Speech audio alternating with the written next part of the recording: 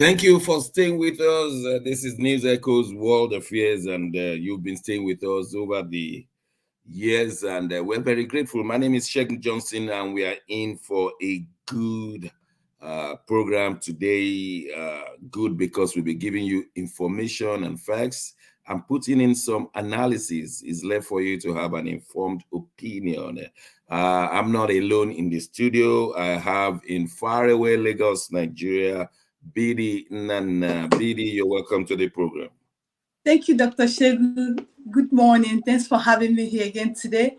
All our viewers around the world, good morning. Good to have you again here today. Let's do it. Like always. Not too far from Bidi in Abuja is the renowned proprietor of an African University on Diplomacy, Dr. Otsita Anyemeka. Dr. Osi, you're welcome to the program. Thank you so much, Dr. Johnson. And we have in Milan, Massive Mark. Mark in Milan, you're welcome to the program. Good morning, Dr. Shagun. Good morning, fellow panelists. It's good to see you guys. Yeah. Our main man in Toronto, Canada, who has decided to wake up every program and get ready for this program is Sir George. Sir George, you're welcome to the program. Good morning, everybody, and good morning, viewers around the world. Welcome to our show this morning. Yes, let's start on what happened in London. Distinguished Senator Ekweremadu, his wife, and Dr. Beta were convicted yesterday of modern slavery, and they're to be sentenced in May as the first of its kind in Britain with this new law. And we want to see if we can unravel what exactly happened. Well, many of us know that they brought in a young man, age 21, and he was asked to donate his kidney for the daughter. And when they got to the medical facility, the young man chickened out and the doctors found him unsuitable. We are told that he then ran from that place to the police, and the police now brought the case up. Distinguished Senator Ekweremadu has not been released since, his wife for a while, but the daughter was discharged. They found them guilty of trying to harvest organ, a serious offense in the British society. Serious offense here. And we want to see exactly what went behind the scene and how are Nigerians taking it. Well, let me start with our man from Toronto, Canada. What have you heard more about this news, Sir George?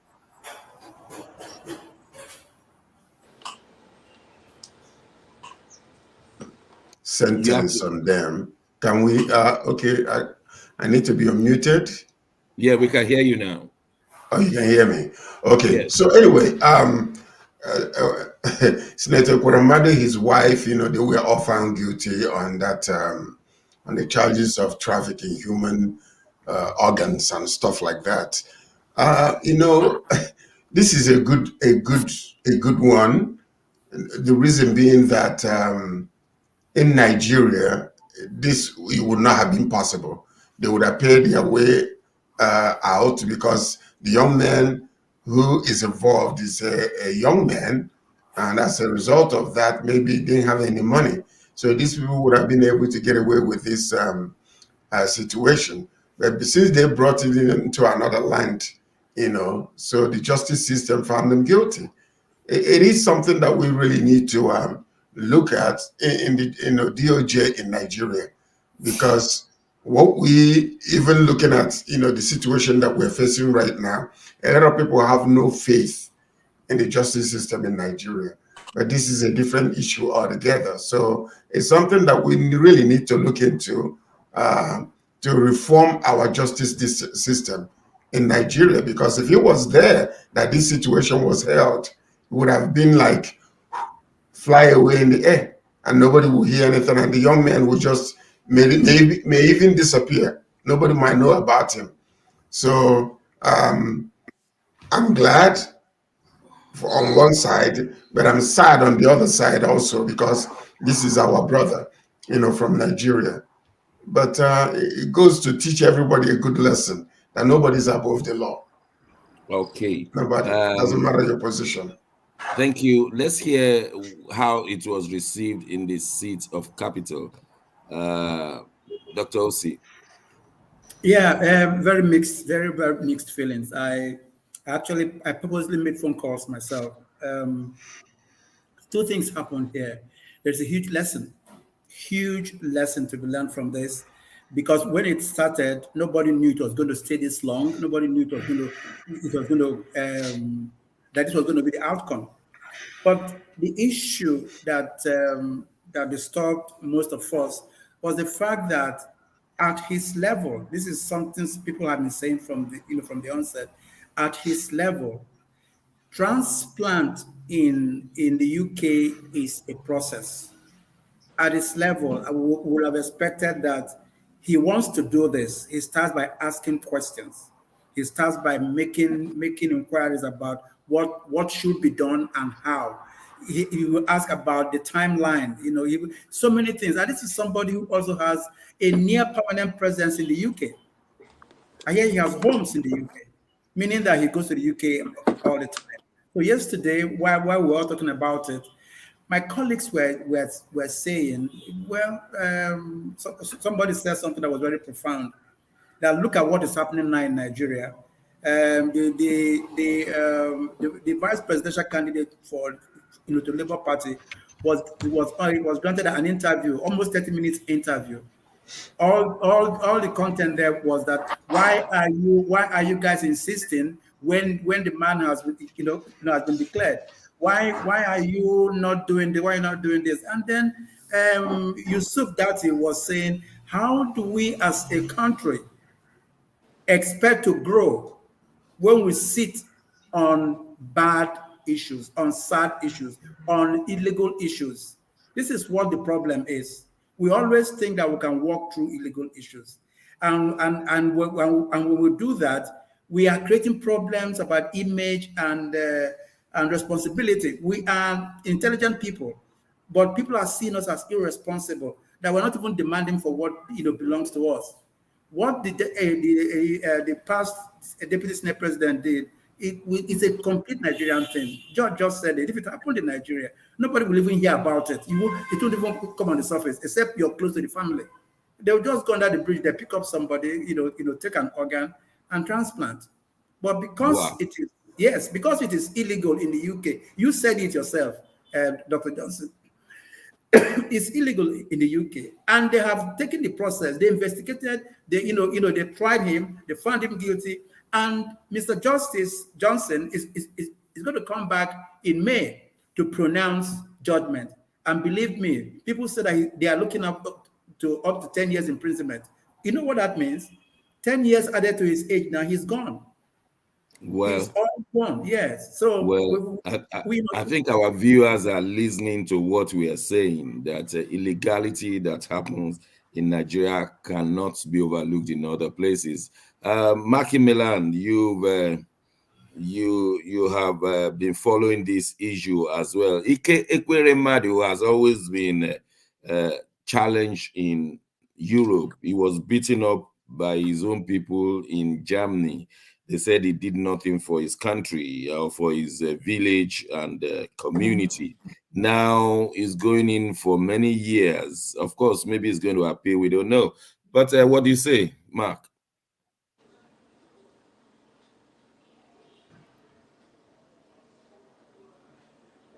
Mark, we can't hear you. Yes, sorry for that. Yes, we had the news yesterday. Ike Ekweremadu, the senator, has been found guilty, along with his wife Beatrice and a doctor. There was also a doctor involved in the case. One Dr. Obinna. So they are all going in. The daughter, interestingly, was cleared. Sonia, the young girl, was cleared from the whole issue. The jury said they criminally conspired to bring the 21-year-old Lagos street trader to London to exploit him for his kidney. And so many questions have been asked. Also, like you just said, the man Ikweremadu has gone through a lot of travails here in Europe. In Germany, we saw what they did to him. And now somehow the whole what is happening to what they did to him in Germany is being justified with this case, because what people are saying is, how come you are one time in a policy making seat and you couldn't facilitate having good health system in Nigeria? How come you didn't want to make things work the right way and only want to go about things in that shoddy way of Nigeria? So it's a sad one anyway, but there are things we don't play with, mostly when it comes to civilized countries like Europe. You don't do some of these things we do and get away with in Nigeria. So it's sad, but this is it. And Dr. Osita just said it. By May 25th, when the judgment will be given, he might be slammed like 10 years upward. And Ikweremadu is 60 years now. So that means spending his old age behind bars. That's sad.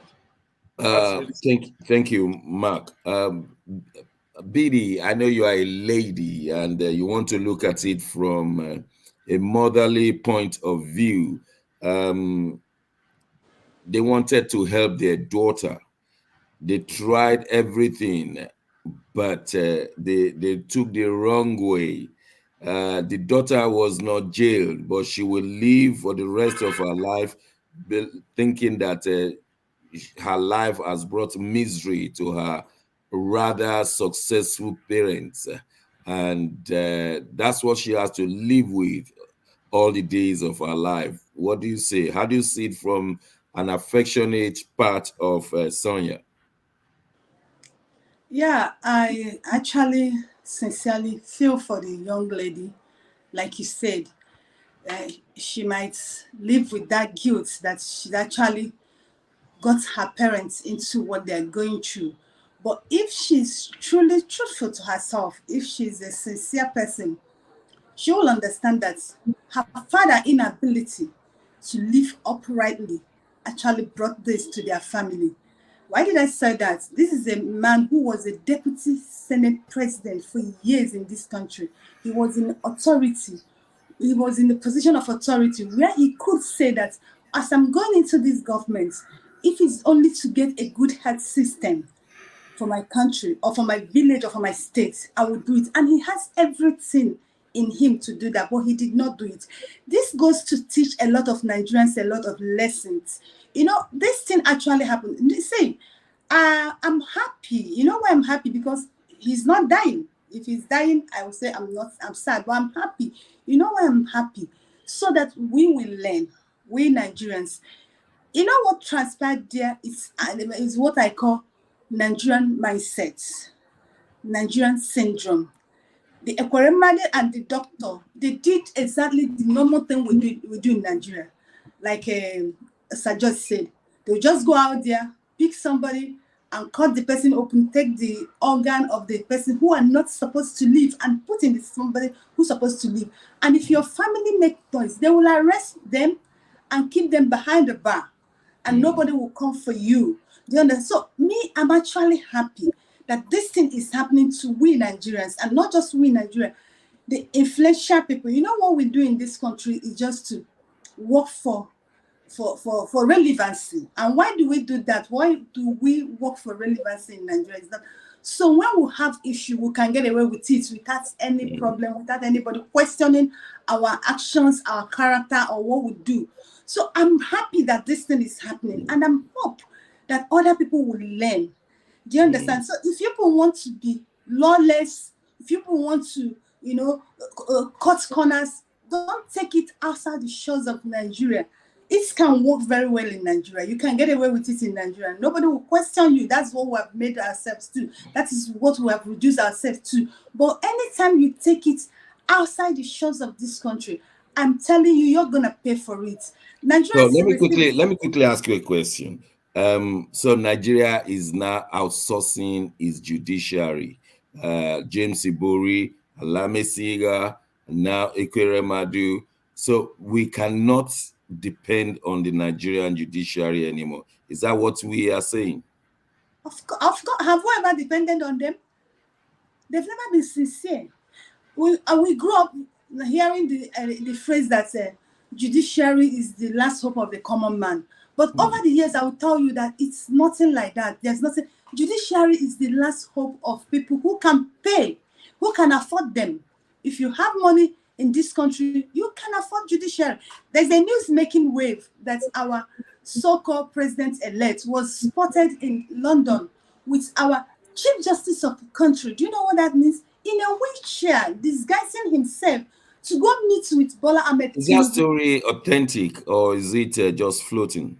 Say, Dr. Shegu, you see, yes, in Nigeria, I don't doubt any news, because in Nigeria, it is where the president, the speaker of this country, will come and look at you in the face and tell you that something is not lie, and you're seeing it is true. Let me give you an example. Before election, there was this outcry that Lagos State deployed their workers out of Lagos State, out of some positions, Shegu Abaje, and they came out and debunked and said that it's lie.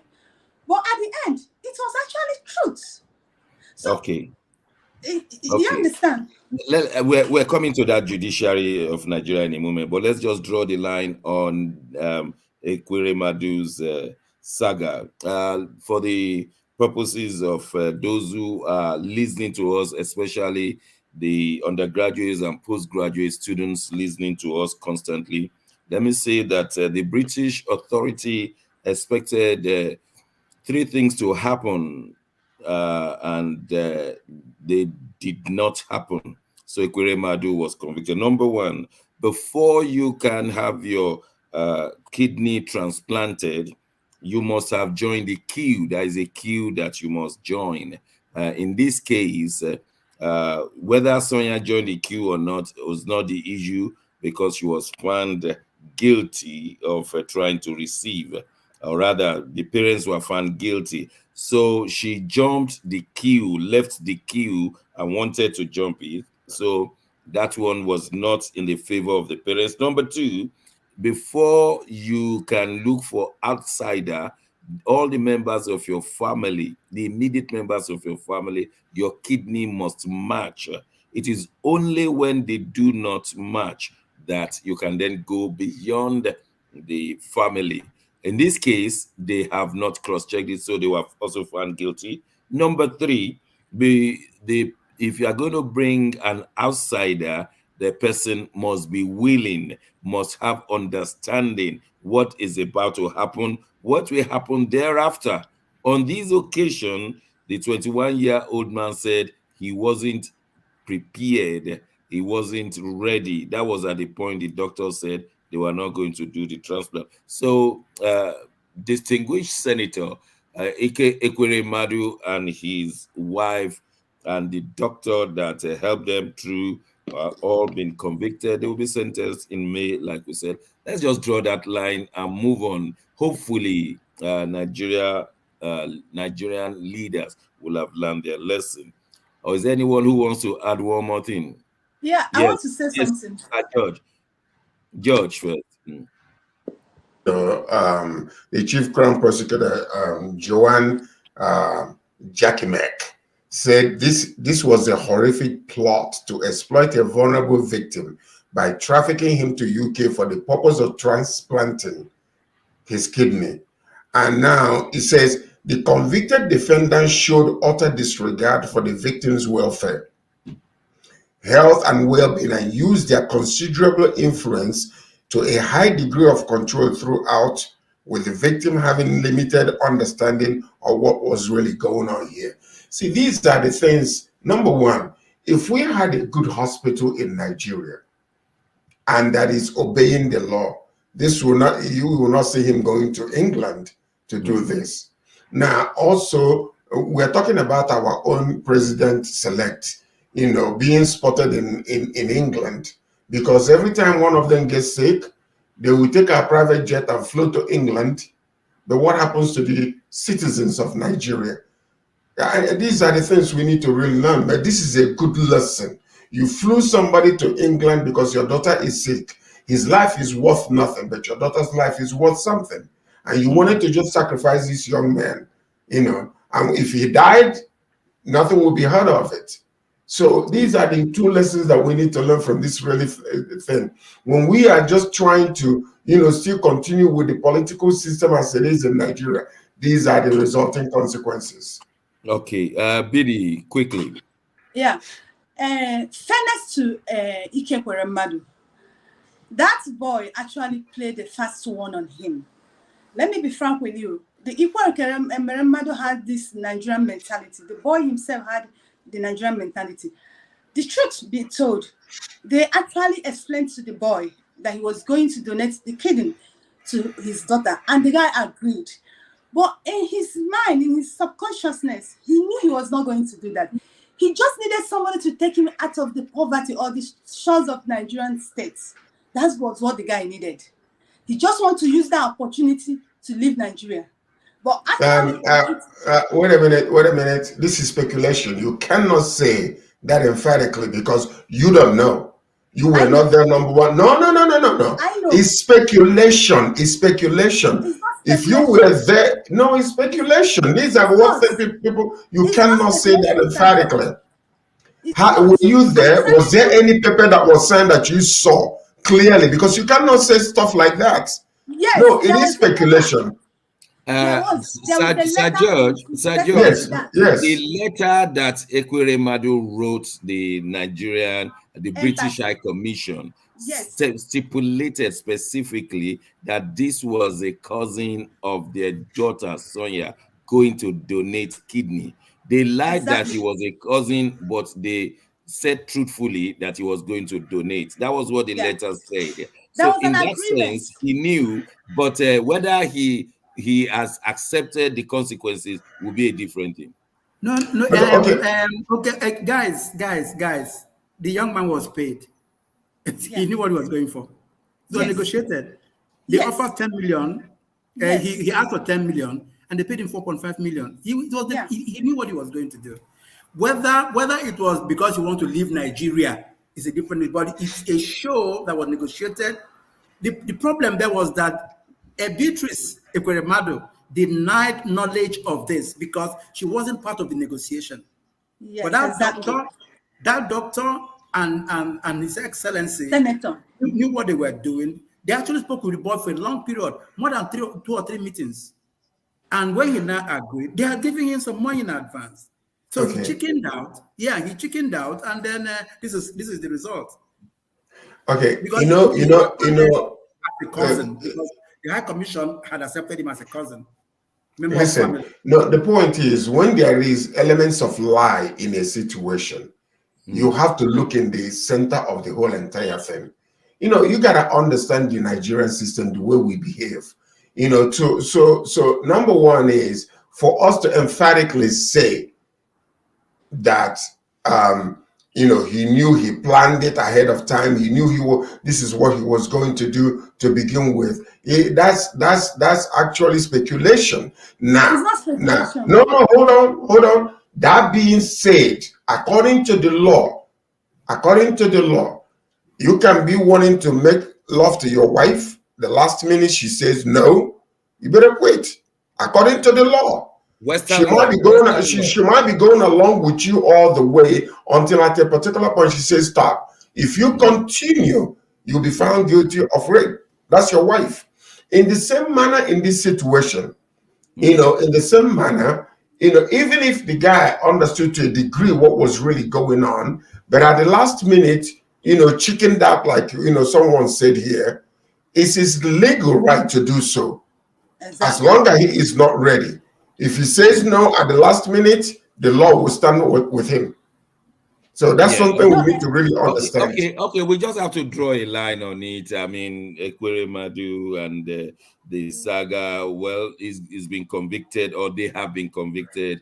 I saw Dr. Ibe, who will have told us something because he's a medical doctor. But then I think all the laws we know, I think all of us are right. Sir George is right. BD is right. This man knew what he was going to do, and I could even imagine, like they would do in the US too, that he will have been aided by some Nigerians. This is your pot of gold. Go and report to the police. And he went.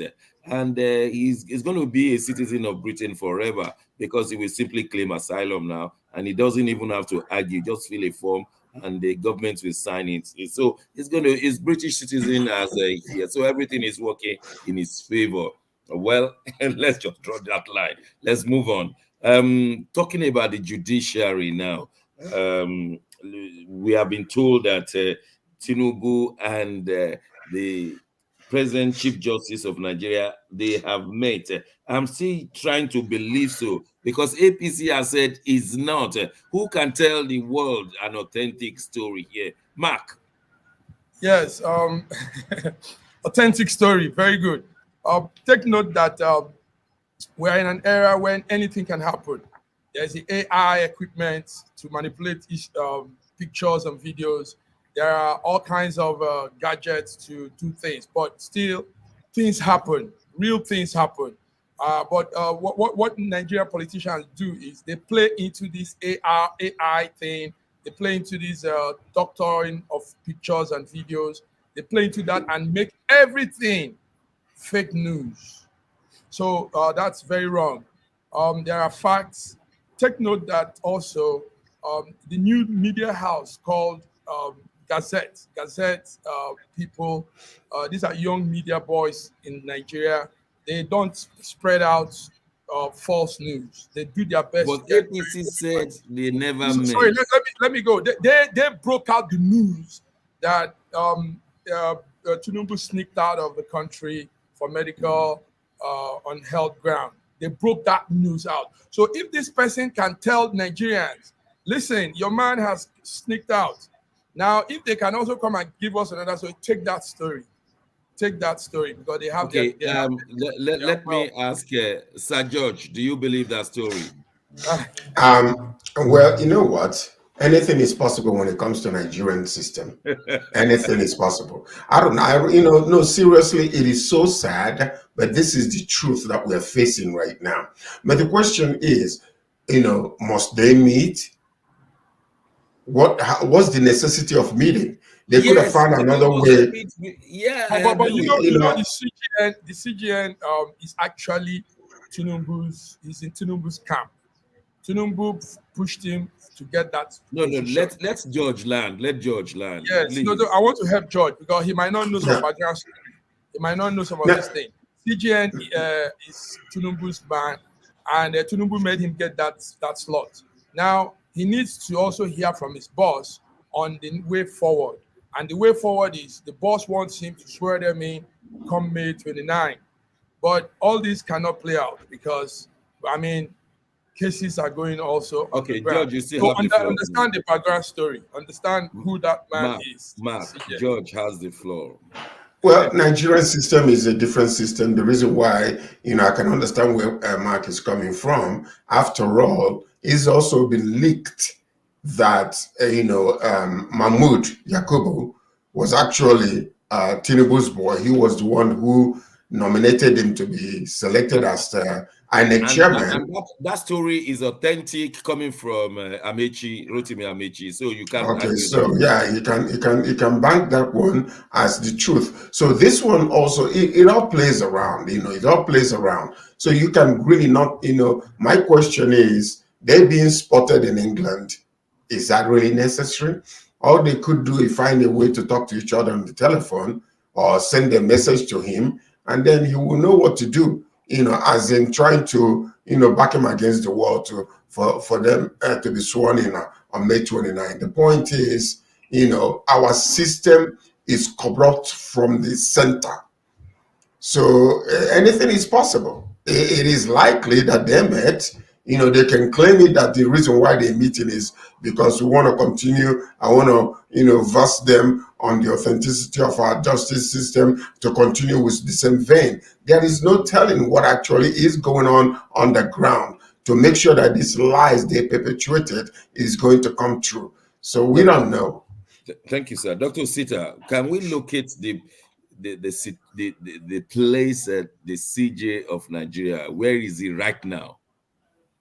I think I know that he traveled, but whether he are going to meet with Tinubu, I don't know, because there's been denials, but even the denials mean nothing. To answer Sir George's question about personal meeting, that is Jagaban style. Jagaban doesn't believe in telephone, doesn't believe in technology message. He wants to see you, eyeball you when he's talking with you. Not because it is corrupt, but just because that is his style. He can afford to fly anybody anywhere to meet with him. And he likes to do that over lunch, over breakfast. That is his style. So when people say that, I corroborate that with Mrs. Najatu, who had to travel to London to meet her, isn't it? Yes, no, that is his style. As a matter of fact, when they said that what's his name, INEC chairman flew in secretly to meet with him, it's true, because that is the way he is. He wants to be able to talk to you, eyeball you, and give you the instruction. It has always been his style. But okay. The truth, just 30 seconds. The truth about what is going on is also that it indicates fear. Everything that has been arranged is fractured by what is going on now. So they want to be able to assure themselves that come that day, that is still going to happen. So this is for assurance sake. This kind of meeting. We will continue on the judiciary of Nigeria, because the DSS has gone to petition. The APC has gone to petition DSS, and we will want to see the extent to which judiciary is corrupt in Nigeria. We'll be asking BD some other issues concerning Lagos. Don't go away. We're going on a short break. We'll be right back.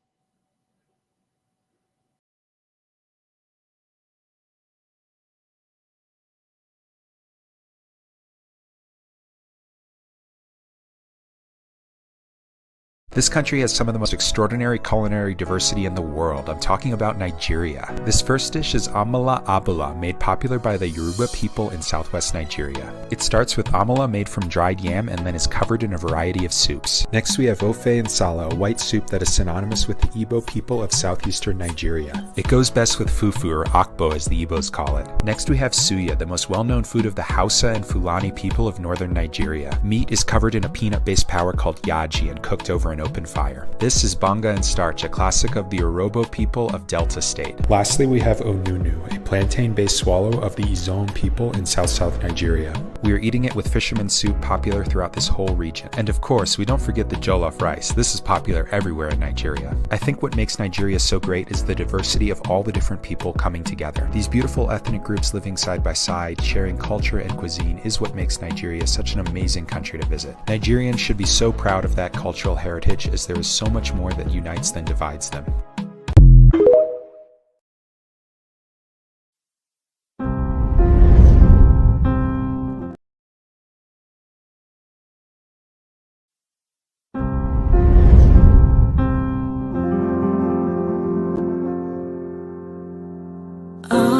Arise, O compatriots,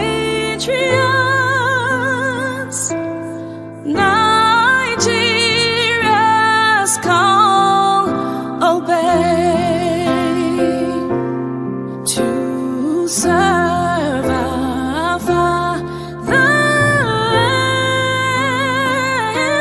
with love and strength and faith. The labor of our heroes past shall never be in vain.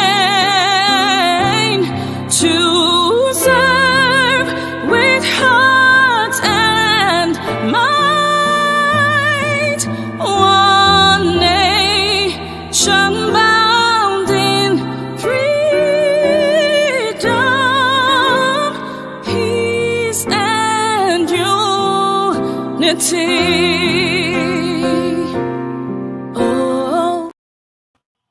Thanks for staying with us. Well, we still want to see to what extent the Nigerian judiciary has been good. Let's be positive this time around. We know that Obi and his team, they've gone to the Nigerian judiciary to seek redress. We also know that Atiku and PDP have gone. And so, to what extent should we now have confidence in the Nigerian judiciary? What is a Keyamo petitioning the DSS? Well, let me just read it for you because we need to know what they are petitioning. They said the Mr. Keyamo SAN petitioned DSS against Obi Baba-Ahmed, saying that they accuse them and the Labour Party and his running mate for riling up their supporters. Mark, what is riling up their supporters? The man Keyamo, Minister of State for Labor and Productivity, he's what they said this morning. As of this morning, what some people are saying is he's trying to sound relevant. He's trying to make some relevance in all of this. Anyway, riling up support, he claims, is trying to coerce their supporters to believe them and to gang up against the whole nation, which is not true. Keyamo is just making his own false. So what is he expecting the DSS to do, to take them to court? Yes, and that's ridiculous. As a lawyer, I don't know how he's putting that together. Now, there is no riling up support. There is no nothing. Everything is playing out smooth. Peter Obi, the Labour presidential candidate, has done what is normally done in a just, fair society, and that is take his case to the court. So there's nothing more, nothing less. I don't know why the man is making that assumption. So, but nobody's listening to that much. Okay. Let's ask a professional journalist, Bidi. Bidi, you are a professional journalist in Lagos. Do we have anything like that going on? What do you know? Yes, Keyamo actually petitioned DSS to arrest Peter Obi, the Labour Party presidential candidate, and his running mate, Ahmed Datti, to arrest them for citing up Nigerian youths to protest and to make the state ungovernable for their candidates. And this goes with the side comment they've been making all this while, that what is the problem with Ahmed and Obi, that someone has actually won this election. Can they allow it to rest? Maybe 2027, they will not try their luck again. Forgetting that the person of Peter Obi and Ahmed Datti, they are different species of Nigerians. We know ourselves, we know how we behave. But these two men, I can say they are quite different from how an average Nigerian behaves. The way they are reasoning, their attitude, their opinion, the way they do things is a slightly different from how an average Nigerian does their things. So that is what the petition was all about. Do you think the DSS will arrest Peter Obi? See, let him try it and see fire in Nigeria. That question is not. That question is wrong, because we are in the government. We're in Nigeria where anything is possible, and we are under the government, APC government, Buhari government, where everything is possible. The government that has disobeyed the rule of law from the first day of their party in the office. They've never obeyed rule of law, and that's exactly what they are doing. Why they are doing this is because the angle they are expecting Obi and Datti Ahmed to come is not the angle they came from. They came totally from a different angle. So the thing has taken them off their street. You understand? So they feel that the best thing now is to silence them, to take them in, and nobody will talk. forgetting that there is peace in Nigeria today is because of Obi and Datti Ahmed. Because Nigerian youth actually went to the streets on 26th of February after the presidential election. It was him, Obi, and Datti. Obi in particular, because I feel that his own is not just through a diplomatic person. Obi can be somehow diplomatic. That doesn't have any business with being diplomatic. He will give it to you the way you want it. Call them and tell Nigerians, beg Nigerians not to go to the streets. That's we will do it in a legal way. Thank you, Bidi. Sir George, I see that you want to ask. Can't you see? I'm shocked, Sir George, that you can't see Peter Obi being arrested. He's not going to be arrested. Are they crazy? You know, there are things when the international world is looking at you and they already, termed you to be an illegitimate government. You're going to go and arrest a man who is pursuing his constitutional right. They will never do that. Watch and see. Because they already know. Let me tell you something you don't understand. When it comes to the people, like for instance, what did Trump do a few days ago when he was alleging that they were going to arrest him on Tuesday of this week? He called for the people to go and rally. Before a decision like this is made, you already locked up Nnamdi Kanu, you're not bringing him out. You already disenfranchised a whole lot of people that are crying out of their constitutional right when they went out there to vote for who they wanted, and you took it and gave it to somebody else. Are you going to go and arrest that person? I can guarantee you it will not happen. Because, why is that? Because listen, hold on. They are not fools. They are not fools. Okay? They are not fools. We are not in the military government where they can do whatever they want anytime they want it and get away with it. What he was doing was he's trying to raise up some kind of, make noise a little bit to see we are legitimate people. These people are disrupting. But everybody knows what's going on. They will not touch that man. There are people you can go and arrest. But this man, in his constitutional road that he's traveling, the way he's moving, they will not do it. You can mark me, take it to the bank and bank it. They will not do that. Let me ask Dr. Osita. Can I say something? Sorry. Okay, quickly. Don't underrate what Buhari and the APC government can do. And secondly, talking about international world are not that the people who are saying that Buhari is the model of democracy are not that the one who are congratulating them. So don't be carried away by these people. All right. I'll take it from the two of you. I'll take it to Dr. Osita. Dr. Osita, can we project that Peter Obi may, after a while, be charged to court for incitement? Onoge was removed by somebody, that's the Chief Justice of Nigeria, when they didn't want him to be there. He was removed because somebody petitions, or unknown person petitioned. Don't you think Peter Obi could be arrested? Unmute Dr. Osita, please. It's possible. These guys are very desperate. What about attempts made on his life? It's not worse than being arrested. Being arrested would be to silence them. Both of them being arrested would be to silence. But the risk that would bring is that it will exacerbate the fact that the election has been rigged. People are being oppressed and suppressed, and now you arrest the person who was proclaimed to have done better or best of all three. It's possible. The story has been told somewhere else in the world, developing countries. We pray that they don't do that, because when they do that, whether we like it or not, the international community will comment. They might not stop what is going to happen.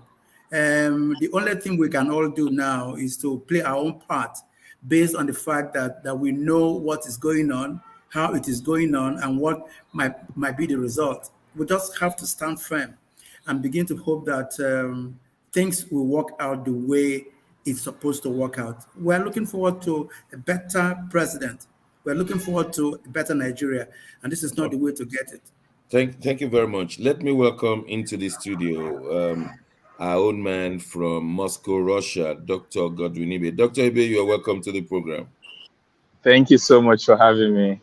The issue is centered on the Nigerian system, especially the collaboration between the executive and the judiciary. Let me put that the other way around. The oppression of the judiciary by the executive, or if you like, the subjugation of the judiciary by itself on with corruption, so that nobody takes the Nigerian judiciary seriously anymore. Do you think, on the way the international climate is, the Nigerian government will go ahead and listen to people like Keyamo and arrest Peter Obi for wanting to claim his own mandate? I think it has reached the stage where it does. It's I can say it doesn't even matter what I think, right? But because it's not like it's like someone is listening to it and will change something about it. Because the way things went in this election, it's really disheartening. Not because of the result, as I always say, but the process, which is founded on the immediate upload of the election result from the polling units. Now we've seen the same case with someone like Nnamdi Kanu, haven't we seen it? Where even the Supreme Court gives an order and everyone is held in contempt, and in the end nothing happens. We have also seen overzealous people who will do things not behind the bosses, but they do it for the boss, so that the boss can claim denial that they did not send them. We've seen that with the CBN and the new Naira notes, where the federal government did not send the CBN to disobey court order. You see, so so there are many strategies to do to carry out impunity. It's not a question of what is right or what is wrong. Wait a minute, Doc. Sir George believed that the Nigerian government, in his stupendous activity, and then looking for serious adjective here, will dare not arrest Peter Obi. Do you think he's right? BD believes that can be done. What do you believe? Do you think he can be arrested?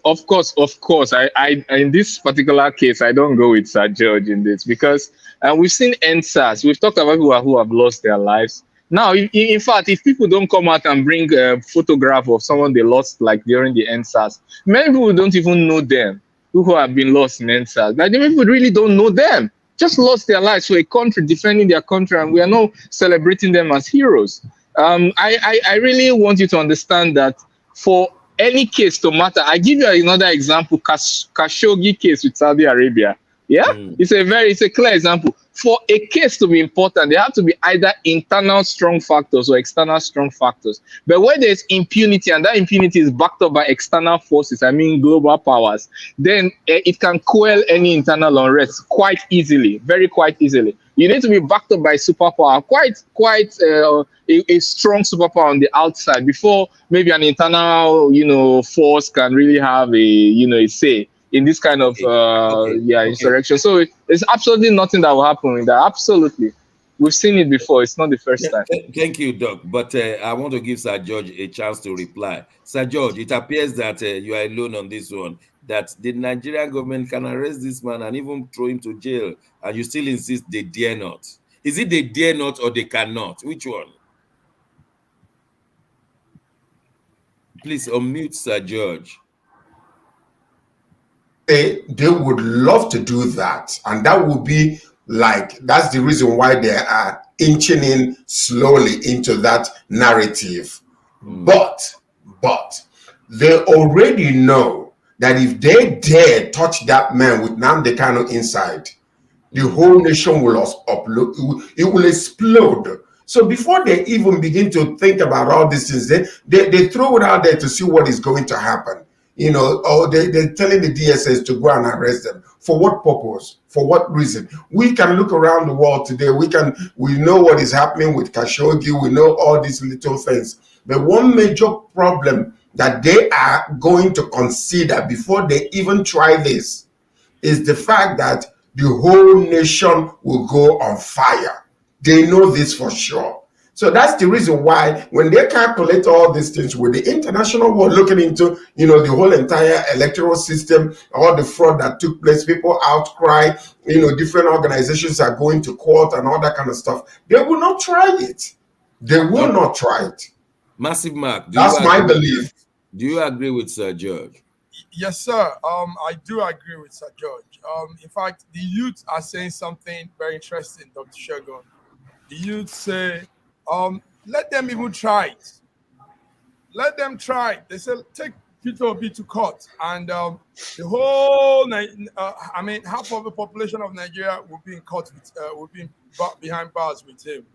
So this morning, there's a strong chit-chatting going on Twitter, and you know Nigerian youths are heavy on Twitter, and all they are saying is, let them even bring it on.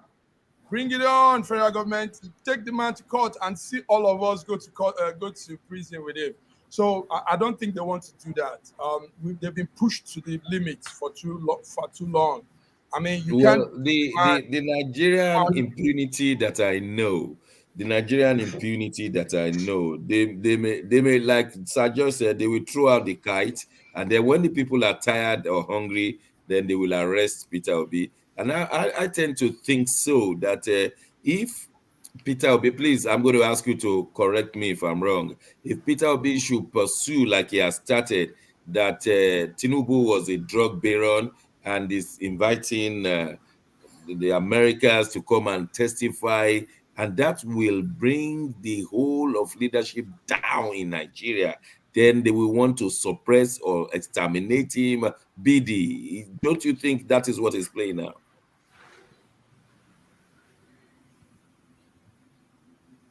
Somebody should unmute.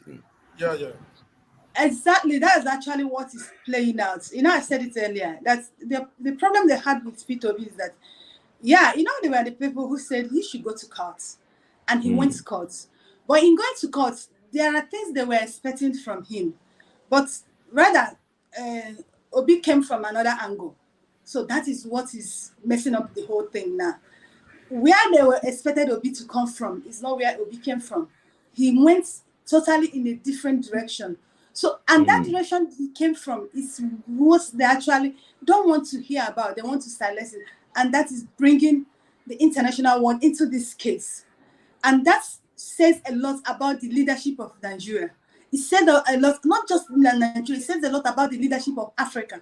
Because it's like, if Nigerian government can do this, if the Nigerian leaders can do this, and you say you have a African Union, and you are keeping quiet, and this kind of atrocity is ongoing in this country. Well, Billy, let me help you. Let me help you put it this way. For Obi to win in court, he will have to prove that 2.3 million votes of Ashaju were fraudulent. That is a big thing to prove physically. And so for him to win, he can easily win by saying that Tinubu had no business contesting, because our law says if you have been charged and convicted for money laundering or anything like that, felony, you should not be contesting. And so this may really turn things upside. Are they going to start the election all over? What will then happen? Will Shetima now be the next person? I don't think so. But let me ask you. Please, can I add something just quickly? Can I add something just very quickly? Yeah, the stakes are very, very high. We thought about in the last episode, 305 billion naira have been spent in this election. Even if you are a very credible judge, you are a judge that like really have a conscience. Now it's not a two-person race. It is a race where if Tinubu doesn't win, then you've started a fight, not only between Tinubu, but between Atiku Abubakar and Peter Obi and the rest. Yeah, it's not a two-person race. If you disqualify one, what you are actually doing is calling for a re-election. And then when you think about it, you now understand that the stakes are very high. Then, of course, when you think about the Western world, the position of the Western world is quite clear. And the reason why I'm not talking about the Eastern world is because the Eastern world don't directly interfere. They don't directly. They use asymmetry in a lot of things. They don't directly interfere, and they don't make statements against current leadership, even if they have a particular preference. But for the Western world, their statement is absolutely clear. So there's the stakes are too high. I hear you clearly. Dr. Sita, I'm just mindful of the time.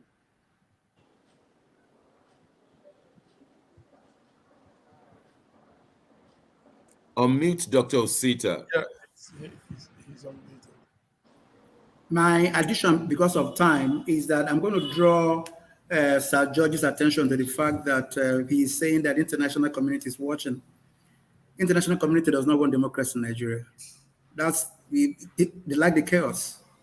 They love what's going on. The fact that some of them are congratulating, some of them are, it's just because they want this place destroyed so that they can pillage further. Nobody will stop them.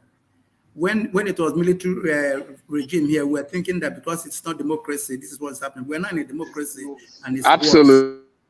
And it's worse. Yeah. Yeah. Okay. Sir George, you wanted to say something?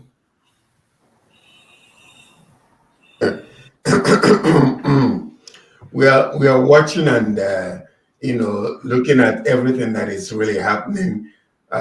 We don't know what turn is gonna happen tomorrow.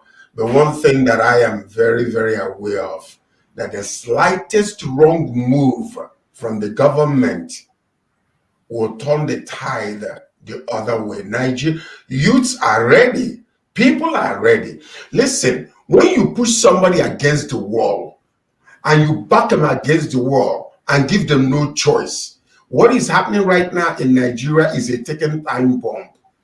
When it is the slightest wrong move, the whole nation will go on fire. People don't understand. Because listen, when you look at the youths for the very first time in their own life, they have a glimmer of hope that tomorrow will be better. I might be able to find me a job. I might be able to use my degree to do something with it. I might be able to have a 3 square meal and be able to buy my own house by getting a job. And then you dash that hope against the wall and back them against the wall. Nigeria, this is the most volatile time in the history of our country, beside the Civil War. And that's all I'm saying, because what we are looking at right now, people are wanting the slightest excuse to get out there and destroy everything. But, because we think that it's going to be business as usual. And that's something that they need to really carefully consider in every single move they are making. People are tired of being tired. They are sick and tired of the whole entire system. And they want a change for the last time. That's one thing that I can say. Sir George, certainly because you're not in Nigeria, you don't understand how these people work. The Buhari and the APC governments. These people don't care about whatever thing you think or whatever thing you know. What their interest is retaining power. What they're interested in is being relevant. So you're right, but those people, they don't care. If they have to kill 100 people to achieve their aim, they are good with it. If let me tell you something. One thing that you don't understand, where they say, okay, the NSAS was in Lagos. This is a whole nation coming against the government. You have never seen anything like this before. What is about to happen with the slightest wrong move these people will make? Then that's when you will now see the frustration, decades of frustration of people. People are tired. You don't get it. Finally, they have a glimmer of hope after being instructed on what democracy is all about and how the government's supposed to be functioning. The people of Nigeria are good people. It is because the head is corrupt. That's why it is like this. Give them a chance for good governance. You will see the greatest people on the planet Earth come out. But I'm telling you, it's like a steam. You can put a steam on a propeller engine and will take you to the moon. But that steam, you can come in and it will become so gawky on your body that you want out. That's where the state of the nation is right now. Well, it's been a very tough one today, and that is where we have to draw a line. It simply shows that Nigeria is sitting on a time bomb. It's my job to thank you all, from Milan to Abuja to Lagos to Moscow to Toronto. It's going to be tough in the next few days for Nigeria. I hope the Nigerian impunity will not go ahead and arrest Peter Obi. I hope. But in the meantime, like we are told, let's watch and pray. We'll be here with you again on Wednesday. May the Lord God bless you all. Goodbye.